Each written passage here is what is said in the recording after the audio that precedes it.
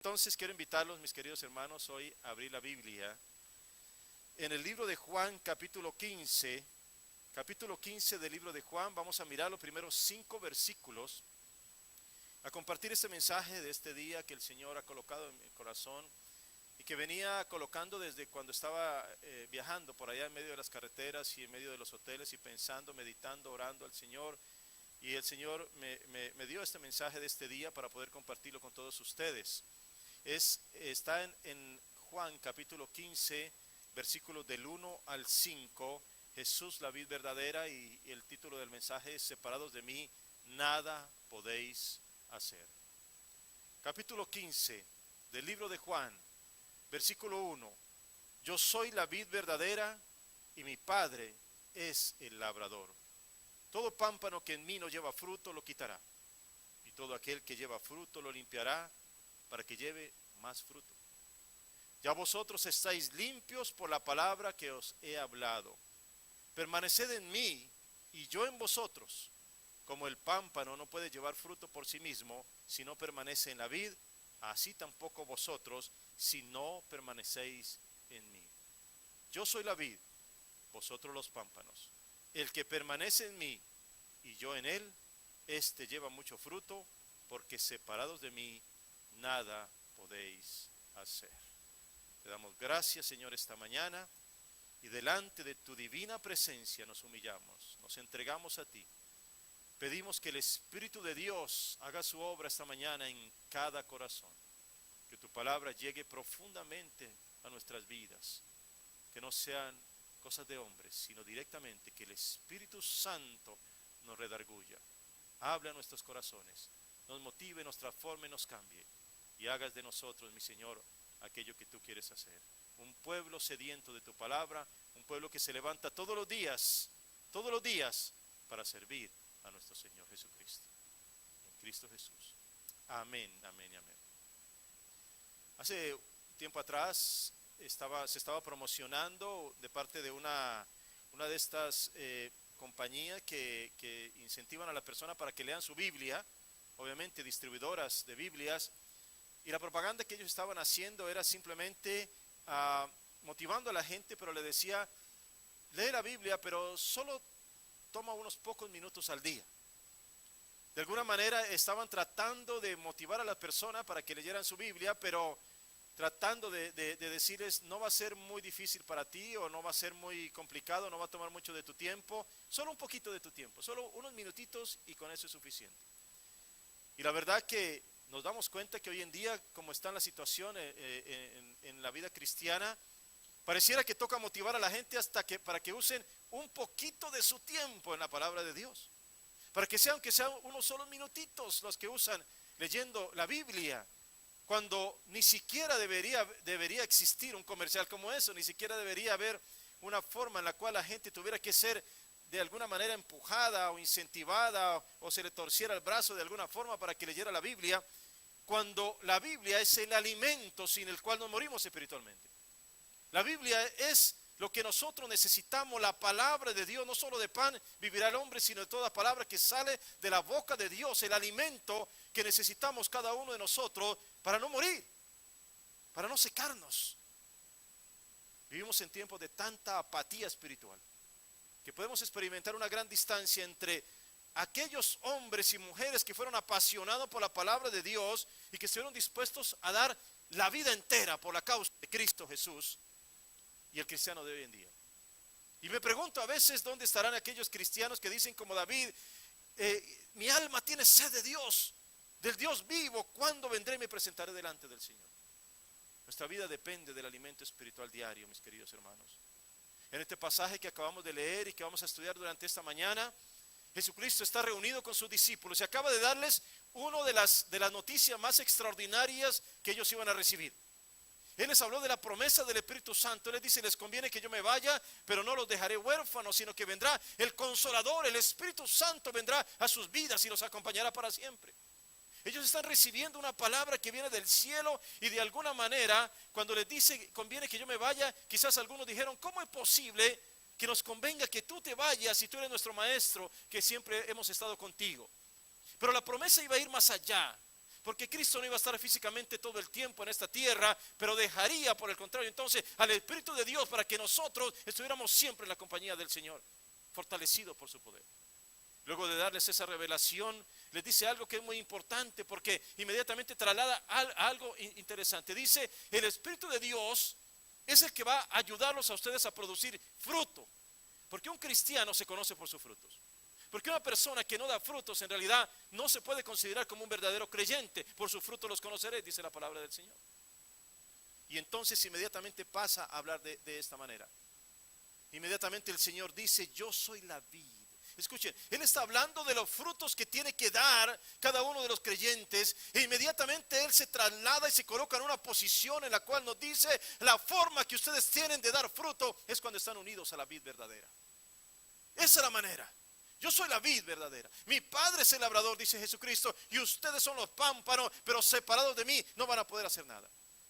Y Él habla claramente en una forma adecuada para cada uno de nosotros. Una vida con frutos, una vida que tiene que tener propósitos, una vida con valor. Nunca puede estar separada de aquel que nos dio la vida y puso en cada uno de nosotros esos anhelos de crecimiento y de superación. Separados del Señor quedamos a merced del mundo. Quedamos sujetos a lo que el mundo quiera disponer para nosotros. Pero si en realidad queremos hacer una diferencia en medio de este tiempo tan falto de fe y de valores, tenemos que estar unidos a la vid verdadera que es Jesucristo mismo. Escuchen, en Deuteronomio capítulo 6, el Señor se pronuncia a su pueblo y les dice que tienen que amar a Dios con todo su ser. Ustedes recuerdan el Shema, escucha Israel, Jehová vuestro Dios, Jehová uno es. Amarás al Señor tu Dios con todo tu corazón, con todas tus fuerzas, con toda tu alma. Pero luego el Señor les dice lo siguiente, eso que ustedes creen, esa forma apasionada de amar al Señor, ustedes la tienen que dar con la misma intensidad y pasión a sus hijos. Se la tienen que dar de la misma forma. Tienen que enseñarle a sus hijos y tienen que hablar de ello cuando te sientes en tu casa, cuando andes en el camino, cuando te acuestes, cuando te levantes. Es decir, una generación transmitiendo la pasión por Cristo a la siguiente generación. La pasión por Dios en ese caso. Y en ese mismo capítulo de Deuteronomio, capítulo 6, cuando avanzamos hacia adelante y vemos los versículos del 20 al 25, dice lo siguiente, cuando en el futuro tu hijo, es decir, la próxima generación tuya, te pregunte diciendo qué significan los testimonios y los estatutos y los decretos que nuestro Dios nos ha mandado, entonces dirás a tu hijo, fuimos esclavos, éramos esclavos de Faraón en la tierra de Egipto, pero el Señor nos sacó de allí con mano poderosa. Y además el Señor hizo grandes y temibles señales y maravillas delante de nuestros ojos contra Faraón y contra Egipto. El Señor nos sacó de allí para darnos algo mejor, para darnos la tierra que juró a nuestros padres. Qué noticia tan extraordinaria. El testimonio que ellos tenían, lo que habían recibido de parte de Dios, ahora lo podían transmitir a la siguiente generación. Había algo que contar, había algo que decirles que iba a enriquecer sus vidas. Nosotros somos testigos de lo que el Señor hizo. Vimos sus grandes maravillas, vimos sus grandes obras. El faraón fue derrotado, el que se creía Dios fue derrotado. Y ahora nosotros tenemos un testimonio para darle a los demás. Y las generaciones siguientes tenían que recibir ese testimonio de viva voz, de los que lo vivieron, de los que lo experimentaron. Los padres hablándole a los hijos, pasándole ese testimonio de fe, dándoles un sentido de seguridad que en Dios pueden siempre confiar. Por eso la familia es el diseño de Dios para pasar la fe de una generación a otra. Pero la pregunta es, si tú no vives eso, si tú no te apasionas por el Señor, si tú no estás viviendo en la palabra, si la palabra no te dice absolutamente nada o simplemente es algo pasajero o dedicas tan solo unos minutitos de tu vida para leerla, ¿qué les vas a dar a tus próximas generaciones? ¿Qué van a recibir ellos entonces? Estamos viviendo, mis queridos hermanos, y todos lo sabemos, somos conscientes de esto, en una sociedad que está fracturada, que está enferma, que tiene valores muy distintos a lo que la familia tuvo en la antigüedad. Hay una batalla por la próxima generación, y si ustedes no se han dado cuenta como padres, el enemigo quiere arrancarte a tus hijos. Los quiere sacar de la palabra de Dios, los quiere sacar de la vida cristiana, los quiere sacar de los valores cristianos que están hoy en día totalmente fracturados por todas partes. Pero el Señor siempre tiene algo en medio de tiempos turbulentos. Lo importante no es lo difícil de los tiempos, lo importante es dónde estás tú en relación a Dios en medio de estos tiempos tan difíciles. ¿Estás unido a la vid verdadera? ¿Estás unido a la vid que te llena la vida, te llena de vida? ¿O simplemente, escúchame bien, eres como una rama seca que te estás muriendo a la intemperie? La La palabra de Dios dice en Daniel 11:32 que el pueblo que conoce a su Dios se levanta, se esfuerza y actúa. No es un pueblo pasivo, en absoluto. El pueblo cristiano jamás puede ser un pueblo pasivo, porque tenemos todos los argumentos, tenemos la palabra, el poder del Espíritu Santo, la presencia del Señor, el poder de la palabra viva, todas las cosas con las cuales nosotros podemos movilizar este mundo. Pero necesitamos entrar en esa dinámica del Señor. Por eso vemos nosotros en la antigüedad hombres y mujeres que se metieron de lleno en este sentir de decir: yo soy parte de algo especial, yo soy parte de un pueblo bendecido y escogido por Dios. De tal manera que algo tengo que hacer para que las cosas cambien. Vemos a Esdras que se levanta y ve la situación de su pueblo y dice: no, esto no puede seguir de esa manera. Así que su oración es tremenda, empieza a clamar, a pedir perdón, busca el rostro del Señor y encuentra respuestas. Vemos a Jeremías que propone su corazón para buscar a Dios y luego viene con una palabra fresca desde el trono de los cielos. Vemos a Daniel que recibe una visión de parte del Señor y entonces tiene algo para comunicarle a los demás, incluso a los pueblos paganos a donde han sido llevados cautivos. Pero me pregunto por qué hoy en día escasea tanto la pasión por Dios. ¿Por qué hoy en día no experimentamos continuamente esa fuente que tiene que fluir sin detenerse, viniendo de los cielos para su pueblo? ¿Por qué? ¿A dónde se han ido los buscadores de Dios que no cesan de tocar las puertas del cielo hasta que reciben una respuesta? Yo te aseguro algo: si tú buscas a Dios con todo tu corazón, tu vida va a ser cambiada radicalmente. ¿No creen ustedes, por ejemplo, que la vida de Isaías cambió cuando vio el trono alto y sublime y vio al Señor sentado en el trono? ¡Claro que sí! ¿No creen que ustedes que la vida de Moisés fue completamente diferente después de haber observado al Señor en esa zarza que ardía? ¿No creen ustedes, por ejemplo, que la vida de Josué fue cambiada radicalmente cuando el Señor le habló directamente diciéndole: nadie te podrá hacer frente en todos los días de tu vida, como estuve con Moisés, estaré contigo, no te dejaré ni te desampararé? Por supuesto que la vida cambia. Por supuesto, cuando tú tienes algo que viene del cielo, cuando tú tienes una palabra del Señor, pero no la puedes encontrar si no lo buscas al Señor y no buscas su palabra. Las vidas van a ser transformadas cuando busquemos al Señor. Y venimos de hacer ese recorrido, 10 países europeos, contemplar de cerca un continente que le ha dado la espalda a Jesucristo. Mis queridos hermanos, algunos de estos países que fueron la cuna de la reforma protestante, hoy en día el 85% de las personas son declarados ateos. Entre 8 y 9 de cada 10 personas simplemente no quieren saber absolutamente nada de Dios y su palabra. Nada, ni siquiera tienen una Biblia en sus casas. No tienen nada que comunicarle a sus hijos. Solamente quieren que sus hijos se desarrollen profesionalmente, que hagan dinero, pero no les interesa la vida espiritual de ellos. Nada, no tienen absolutamente nada que darles. Es impresionante lo que se ve. Se está viviendo en Europa lo que se conoce como la era del postcristianismo, es decir, el cristianismo es cosa del pasado para ellos. Ya no hace parte del presente en la vida de ellos. Se levantan, trabajan, estudian, viajan, hacen todo tipo de cosas, pero sin contar con Dios en ninguna de sus actividades. Y no solo eso, también están atacando cualquier vestigio de cristianismo que aún exista. En Bélgica, por ejemplo, un político italiano lo presentan como candidato al parlamento en Bruselas, pero inmediatamente lo rechazan porque es cristiano y se opone al aborto y al matrimonio homosexual. En Inglaterra, un predicador callejero fue llevado a la cárcel por estar predicando en contra del pecado. Una abuelita cristiana fue procesada en su localidad por el ayuntamiento por oponerse a los desfiles pecaminosos que hoy en día abundan en casi todas las ciudades principales del mundo. Una enfermera en Inglaterra fue sacada de su trabajo por orar por un enfermo terminal en un hospital. Un empleado de un aeropuerto fue expulsado de su trabajo por llevar consigo un crucifijo en horas de trabajo. En España, mis hermanos, el vandalismo ha aumentado en los templos. Se volvió común que en pleno servicio, mientras se está predicando la palabra del Señor, llegan grupos de homosexuales, se desnudan en los templos, cometen actos inmorales para que la gente salga corriendo de allí y ni siquiera son detenidos por la policía. Se reunió las Naciones Unidas, se reunieron en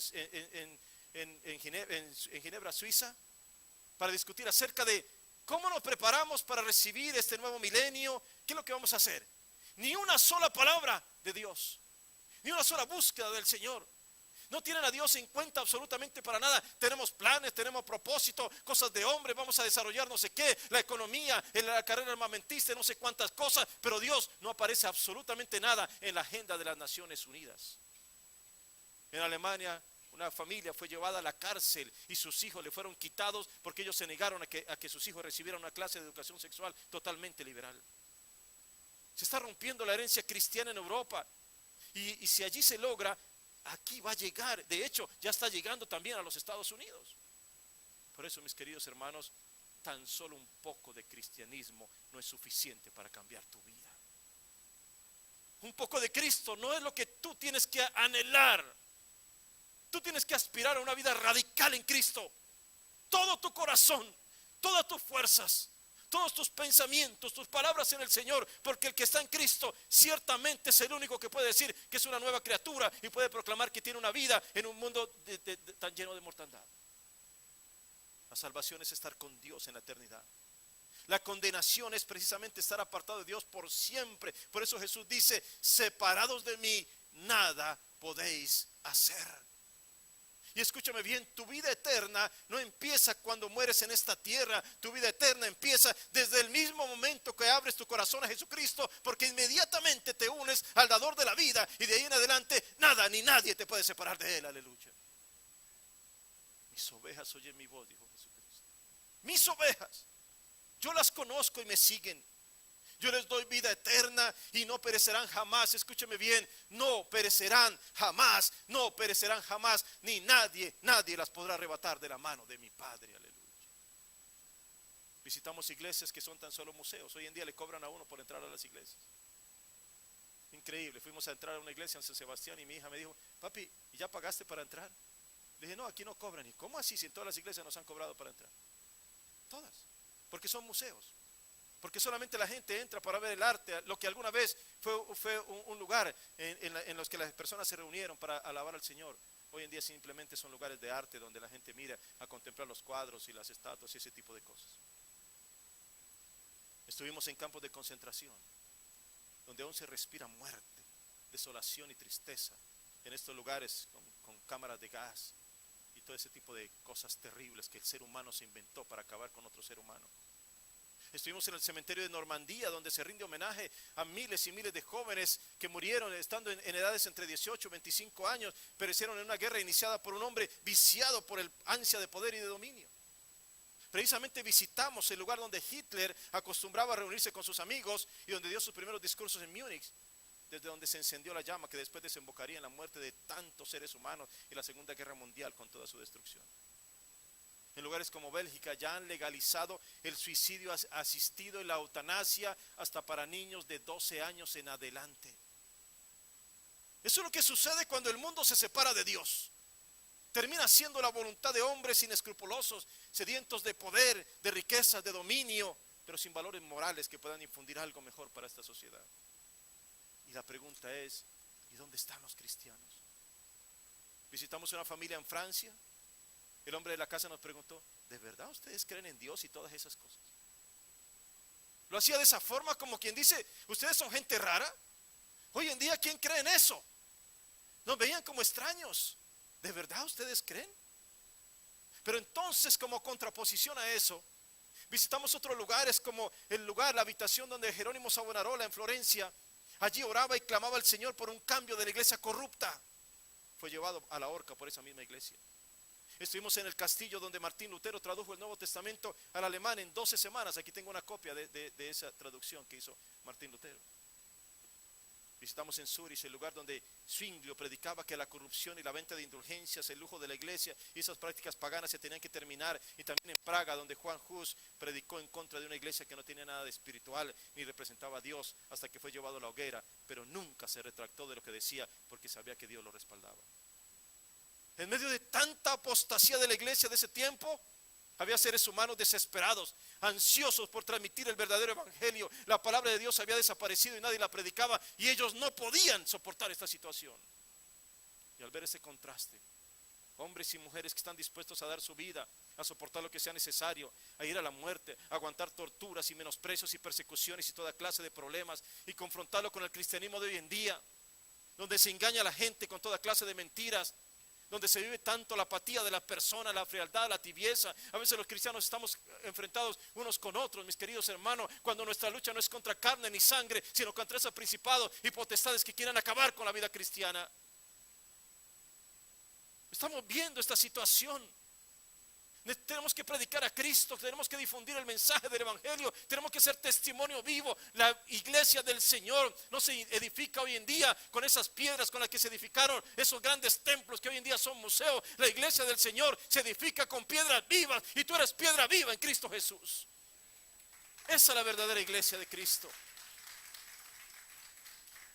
Pero duele en el corazón lo que vemos. Duele. Y esto no puede seguir así, mis hermanos. Tenemos que hacer algo. El nombre de Jesús está siendo de nuevo pisoteado. La gente se muere sin Cristo en su corazón, y a muchos esto no los tiene sin cuidado, no les importa. ¿Para qué un mundo sin Cristo? ¿Para qué un mundo sin su palabra? Jesucristo dijo: si permanecéis en mí, vas a llevar mucho fruto. Estos hombres reformadores estaban desesperados por un cambio de la iglesia corrupta y tenían pasión por lo que hacían. Valoraban tanto a Dios y su palabra que se enfrentaron a concilios, a cónclaves corruptos, a papados poderosos, a reyes y cardenales, a los tribunales de esa mal llamada Santa Inquisición. Fueron ellos mismos a la hoguera, a la horca, entregaron sus vidas, pero jamás se retractaron de sus convicciones con respecto a Dios. ¿A dónde se nos fue la fe de nuestros tiempos, hermanos? ¿Dónde están estos hombres y mujeres de hoy que pueden levantarse con un mensaje de los cielos y puedan desafiar a una sociedad corrupta y a estos gobiernos que han dejado de lado a Dios y a su palabra? La fe de los reformadores no era un tipo de fe solo personal. Ellos no estaban pensando solamente en su propia salvación. Ellos creían firmemente que el Evangelio es poder de Dios para salvación. Cuando se predica con unción espiritual, no solo los individuos cambian, sino la sociedad entera puede cambiar. Y eso fue lo que sucedió con ellos. Ellos estaban seguros que el mundo es el escenario donde Dios derrama su gloria, y por eso no podían concebir un mundo sin Dios. Me pregunto, ¿tu hogar es un lugar donde la gloria de Dios está siendo derramada? Tu vecindario, tu ciudad, tu iglesia, el lugar de trabajo. Porque este mundo tiene que precisamente preparar la forma como Dios derrame su gloria en cada lugar donde un cristiano llega, porque es portador de una palabra viva. Estamos unidos al que produjo la palabra, que dio la palabra y creó todas las cosas en este mundo. Estamos unidos a Él, por eso tenemos algo que dar. Mire, caminar por ciudades antiguas y contemplar lo que fueron los grandes imperios, ahora son simplemente ruinas. La gente visita en Roma solamente ruinas. La principal atracción de ese gran imperio de aquel tiempo es solamente mirar lo que algún día fue. Caminar por Berlín y mirar el muro que tenía dividido a la humanidad en dos. De aquí en adelante no puedes pasar para allá. Este es el mundo capitalista y el mundo comunista, y estar simplemente divididos en dos en una cortina de hierro que algún día tenía que caer. Ese imperio ateo se vino abajo y no pudo perdonar. Por eso, mis hermanos, tenemos que tener una convicción en nuestro corazón. Los imperios siempre caen, las potencias terminan extinguiéndose, los dictadores terminan muertos. Algunos imperios duran más que otros, pero tarde o temprano caen. Esa es la historia de la humanidad. Las obras de los hombres terminan, se destruyen, desaparecen, no pueden durar para siempre. Pero Jesús vino a traer un reino que no terminará jamás. Aleluya. En Cristo estamos seguros. Él venció a la muerte y nada ni nadie pueden destruirlo. Su reino no es pasajero, su reino no es por un tiempo, su reino es eterno. Y cuando nos unimos al eterno, estamos también nosotros como gente eterna. Ni siquiera la muerte nos podrá separar del amor de Dios que es en Cristo Jesús. Aleluya. Gloria a Dios. Somos parte de un reino, mis hermanos, que no puede ser conmovido. Las grandes catedrales de la antigüedad están llenas de estatuas de santos fríos y sin vida. Pero la iglesia de hoy en día se está llenando de esos mismos santos fríos y sin vida, que se sientan en las bancas de las iglesias, pero que no toman acción verdadera para hacer lo que Dios dijo en su palabra. Por eso al escuchar las palabras de Jesús entendemos el llamado de Él a no tener una religión, sino una relación cercana con Él. Yo soy la vid verdadera. Pero escuchen, Jesús no solamente la vid verdadera, Él también es el pan de vida, Él también es la luz del mundo, Él también es la puerta del cielo, Él también es el buen pastor, Él es la resurrección y la vida, el camino, la verdad y la vida. Jesús es todo. Si no estás en Él, no tienes nada, absolutamente nada. Por eso, mis hermanos, quiero invitarlos a que hagamos una diferencia en este mundo. Yo anhelo con todo mi corazón ver aquí personas comprometidas y dispuestas, sabiendo que sus vidas con Jesús están destinadas a dar mucho fruto. Escúchame bien, mucho fruto. Cristo se ha empeñado en tu vida. El Espíritu de Dios te tomó y te sacó de la condición en la que estabas, pero no simplemente para ser una persona pasiva. No, el Señor te ha destinado a dar mucho fruto. Y a muchos no les gustan los frutos que están dando, pero ¿saben qué? Siguen sembrando la misma semilla. ¿Qué van a obtener entonces? Es hora de cambiar. Es hora de ponernos en acción. Es hora de levantarnos como el Señor nos ha ordenado para resplandecer. Es hora de hacer la obra para la cual hemos sido llamados, y que no nos sorprenda el llamado de Dios a su divina presencia sin haber hecho aquello por lo cual fuimos creados. Mientras en Europa declaran que Dios ha muerto, nosotros tenemos que levantarnos para decir: Cristo vive y vive para siempre. Aleluya.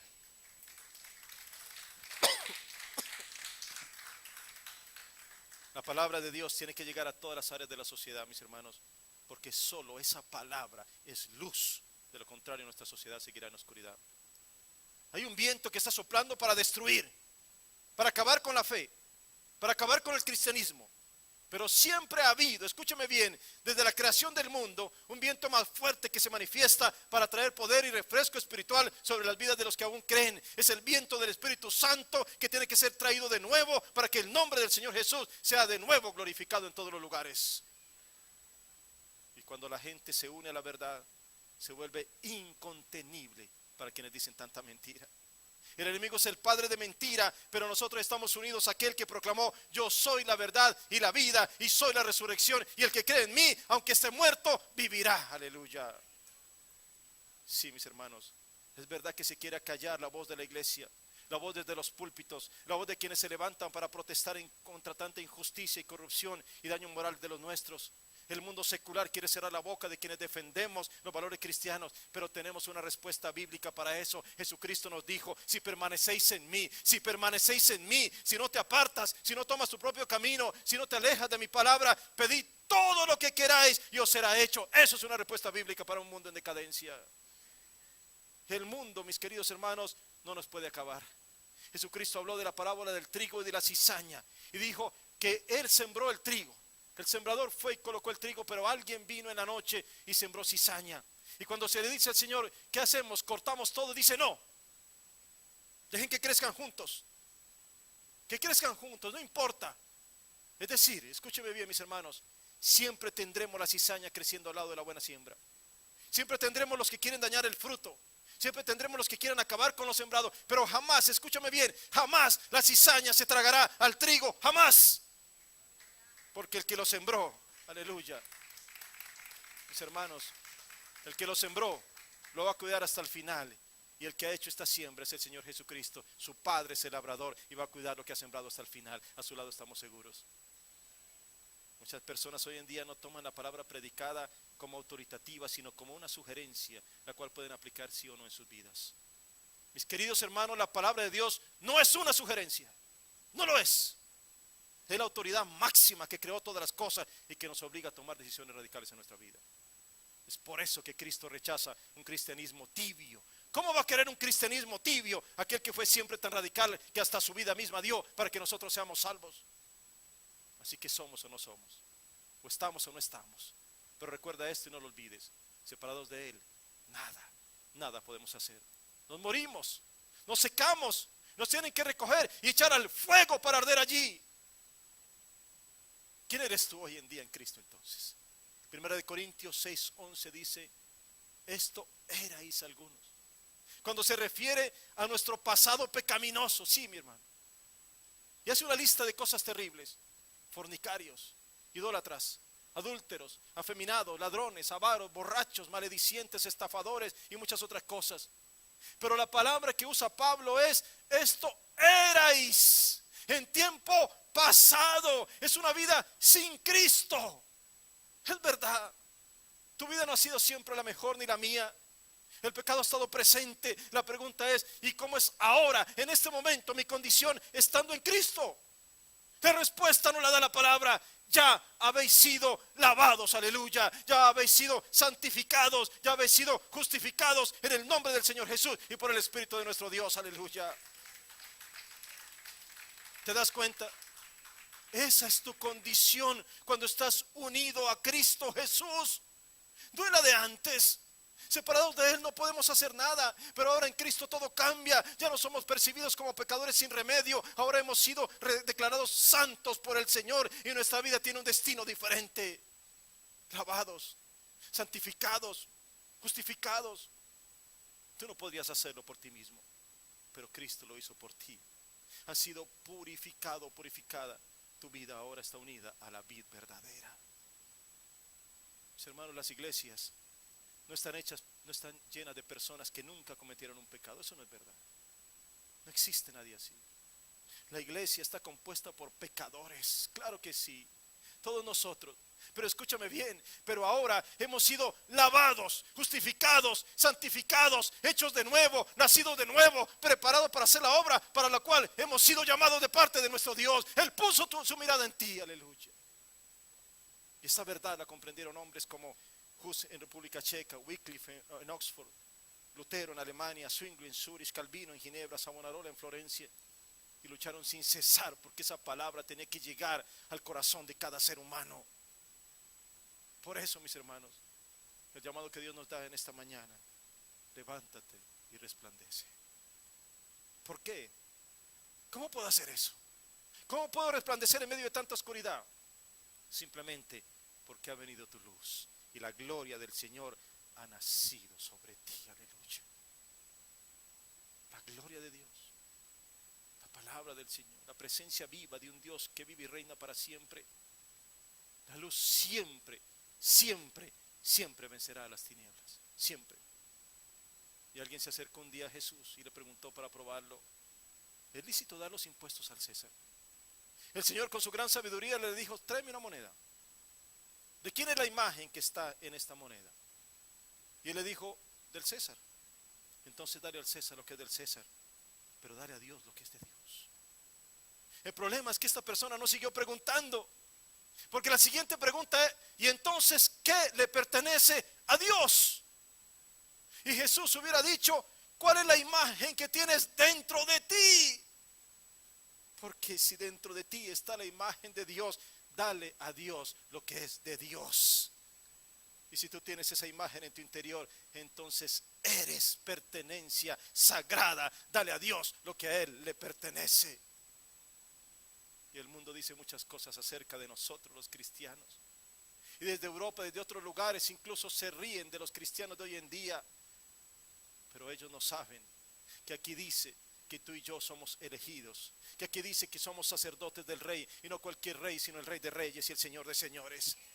Que aquí dice que tú y yo y los que hemos creído en Cristo somos santos. Que aquí dice que tú y yo somos posesión exclusiva de Dios. Tenemos sentido de pertenencia. Somos propiedad del dueño y creador de este universo. Estamos unidos a la vid verdadera. Y además, como si algo faltara para nosotros, también dice que tú y yo hemos recibido misericordia directamente de aquel que sana, libera y nos da la salvación eterna. Gloria a su nombre.